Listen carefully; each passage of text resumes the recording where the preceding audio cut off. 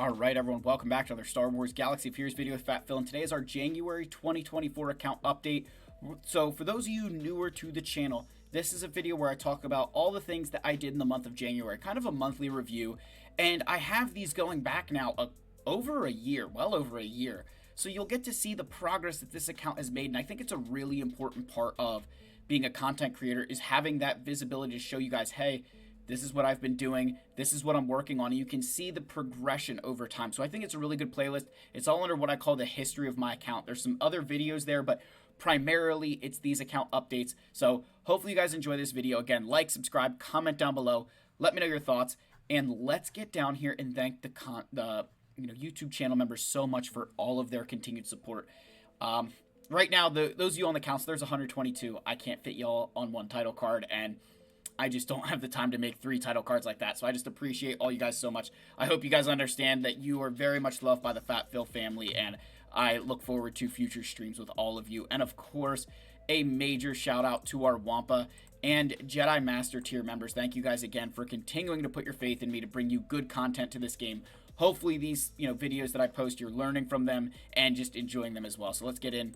Let's talk about the account update for January 2024. So the big thing here is let's talk about the shards that we're farming. So we are farming Paz Vizsla right now. We're working on Paz. We are working on Saw, Tarful, and IG-12 and Grogu. So we only have 4 character shards that we're farming right now. That's because they're the only things I have left on hard nodes. Everything else I have left to grab shards of is either Conquest, Journey Guide, or they're in the Cantina like Tusken Warrior, Sanastaros, and Hondo. So eventually those characters, we're going to farm them.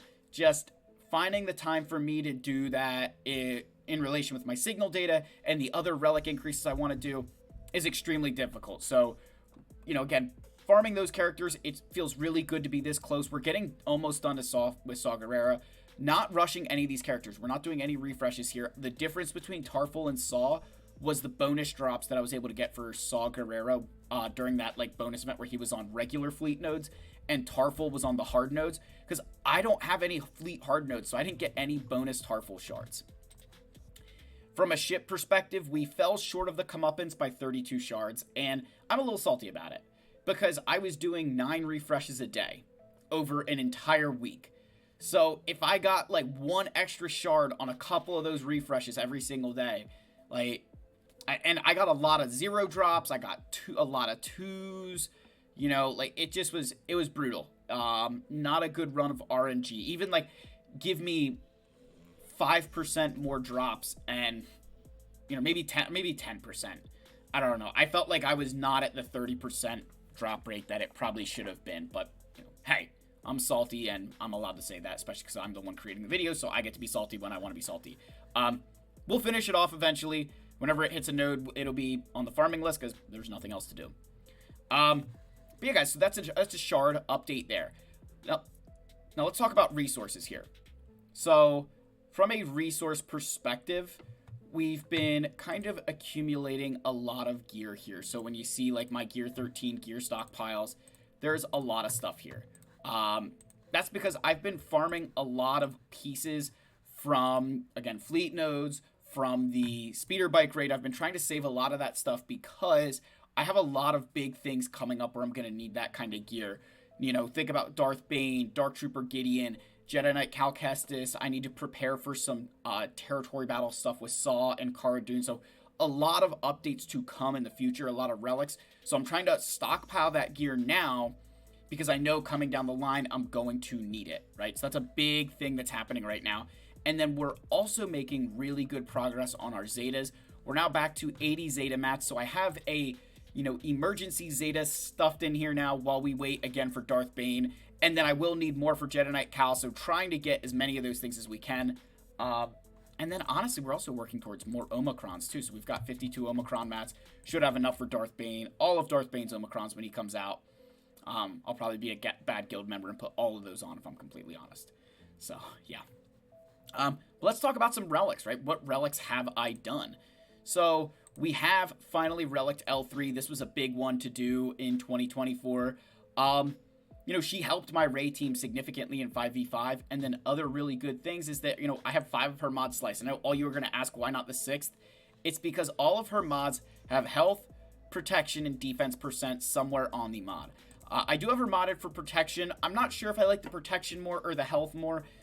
The reason I like the protection right now is because of her unique ability where she gains 25% max protection at the start of the fight. I do recognize that she gains max health as well.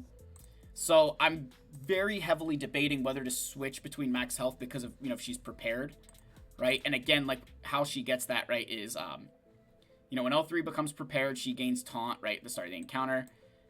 This, right, and become prepared, and then do this, become prepared, do this, become prepared. So she could gain a lot of max health, but I think taking advantage of the 25% max protection at the start is a little bit more beneficial. I could be wrong there, but I just very much think that would be a good thing for me. You guys let me know, should I be modding her for health? I'd love to hear it, right?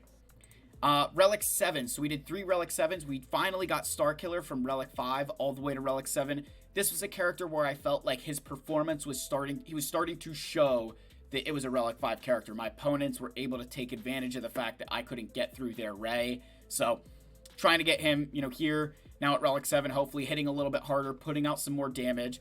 Same thing with Commander Tano and Ahsoka Tano. They were only Relic 6, so they weren't quite as low, but the big thing with them is just I'm in Kyber 1 now. I gotta start acting like it. I gotta start having the characters to be like, yeah, this guy's obviously not just, some crap player with a poverty account. So trying to put some additional relics on these characters. And we also did 2 more Relic 8s. We finally got Supreme Leader Kylo Ren to Relic 8 and took Rey to Relic 8, both of them. As you guys know, I prioritize the Relic 8 on these 2 characters because of how stat hungry they are. They very much want offense. Rey wants, everything that Relics provide. But Relic 8, a really good place for both of them. Particularly because it's really good for attackers. And particularly the attackers who are reliant on their offense. So very excited for both of these characters. In terms of the stats on my Supreme Leader Kylo Ren, we have 13,000 physical offense here. And 214 critical damage. 569 speed, 134,000 health. And that's coming from me running offense here, crit damage with a lot of offense down here, offense, craw or arrow up here, and then we've got, lots of offense secondaries on our circle and diamond as well. So that's been something I've really been trying to work on. And then if we flip over to Rey, we're rocking 230,000 health with 11,700 offense, which is especially when you think that I don't have a single offense primary on, these 3 mods. We're just rocking with the secondaries that we have here. So really trying to prioritize those. And again, we've got some good offense secondaries on Rey. A little bit more that maybe we could try to get some places. But otherwise, I'm very pleased with her mods. I feel like they turned out really well. I would like to find something with a little bit more offense down here. But calibration's getting a little bit pricey down here. Just a little bit pricey down here. But we'll continue to work there. And that's kind of been one of the big areas that I think I'm really struggling with right now, is that from a mod perspective, when you look at these characters, so many characters when they're coming out now, a lot of these new characters, when you just filter here on the power, right, you sort by mods, a lot of these new characters that come out, everybody wants offense, speed, or health. There's no, I feel like Capital Games really needs to find a way to make critical damage mods, tenacity, potency, other stats important. And they've always struggled with that because it's you just need speed. And I feel like the Seer Jinda, on-line Force user team was great, except that then you look at Malicos, who wants as much offense as possible. You want Ahsoka Tano Fulcrum, who wants as much offense as possible. And then Seer and Cal Ripken Jr., which again, Cal Ripken Jr. being just Cal Kestis, right? They just, they want to be, they want to be tanky, with Seer at least wanting kind of protection, but Cal wanting health. And then you're going to run, an unaligned Force user, Kylo Ren Unmasked, who wants health, or, a Fat Sister, where's she at? PH Fat Sister. Fat Sister, who also likes, it just seems like they've really struggled to find ways to mod characters outside of speed, offense, and health. And I understand that that's partially due to Relics, but it is something that's really, really bugging me about this game, and I feel like they need to find a way to make it better. Because I'm not going to lie, as you guys continue to grow your accounts, you will start to see the crunch of just how crazy it is when you're just trying to find any kind of mod to put on a character. Because everyone needs the exact 3 same mods.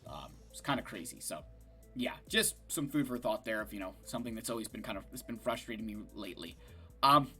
So the last thing I want to leave you guys with, right, as far as, what is to come with 3v3 Grand Arena right now, there's not a lot of upgrades I need to do. There's nothing I feel that I have to have for 3v3 Grand Arena. But as we get closer to 5v5, as you guys saw, we are really debating doing some characters here, particularly the Dark Side Mandos and a tank for Leia with Baze Malbus. These guys I could even prioritize earlier, but, Night Sister Zombie coming in there. So these are definitely some relics to keep your eyes on that I could potentially do. And the nice thing with all of them, Gar Saxon's the only one who has a Zeta ability here, which is on his leadership, which maybe, that is required. Somebody let me know if that's a required Zeta or not, because that could help, make my case of whether I do this or not. But particularly looking at the, Baze and Zombie, they don't have Zeta abilities. They're both older characters, so it's only 200 Kyra attacks, and then the, the Gear 13 gear that I've been stockpiling. So I feel pretty good about doing these relics. But that's the end of the video, guys. Let me know your thoughts. You know what? We're going to end this video a little bit different, right? We got to end this video. We got to bring back a classic. Wampa is king. Make sure you subscribe if you're still watching right now. Wampa is king in the comments. I love all you. May the force be with you, and I will see you all in the next video. Cheers.